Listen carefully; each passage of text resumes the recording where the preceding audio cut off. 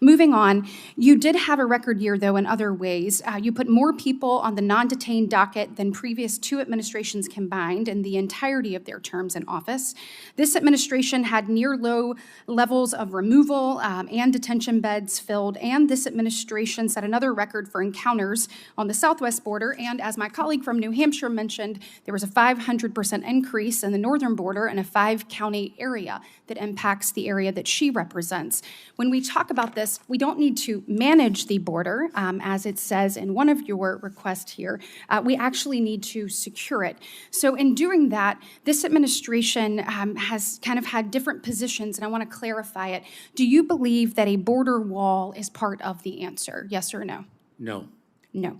Okay, so I have a trouble reconciling that with the rule that you signed and issued on October 5th, where you said construction of physical barriers on the border of the United States would, in fact, prevent unlawful entries.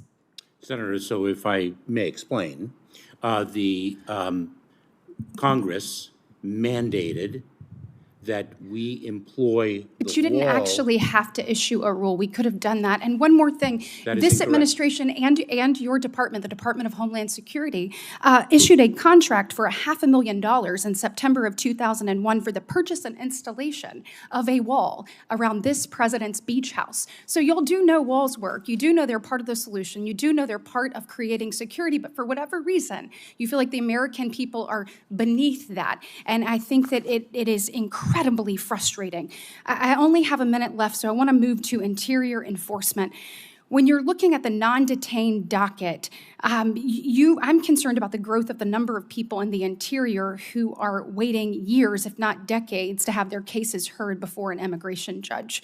So particularly if you look at this, the ICE officers, do we have the number of officers needed? Do they have the support that they are needed in order to manage this caseload of 6.3 million individuals and rising? So now with 40 seconds left, do you, when we have, let's see, the 1 million people that have had due process and need to be removed, do you believe that the ICE officers have what they need to be able to remove those?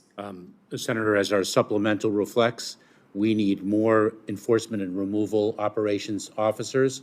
We need more support staff for them. Despite the constraint of inadequate resources, we have removed aggravated felons at a higher rate than the prior administration. We have interdicted. I only have 17 seconds left, but you've only requested 45 more ICE officers. And the truth is, when you look at the 6,000 officers that we have and the 6.5 million people that are in the interior and the 1 million people that need to be removed, you're asking each of these agents to essentially, you've got to remove about 167 people if we were going to remove all 1 million in a year. We've got to be serious about what we're requesting. Y'all requested this 2 years ago, and either you aren't serious about it or my colleagues across the aisle didn't want to fund it, because those 45 officers that you requested did not make it into the omnibus bill. I am hopeful that we not only have the 45 that were requested, but we have much more. They have an important job to do, and we need to make sure they have the resources and the officers to do it. Thank you. I would be pleased to speak with you, Senator, further about our supplemental request, because the data that you just cited is inaccurate, but I'll follow up with you separately. Thank you. Senator Manchin. Talk about it now. Thank you, Madam Chairman, and thank both of you for this hearing, and I think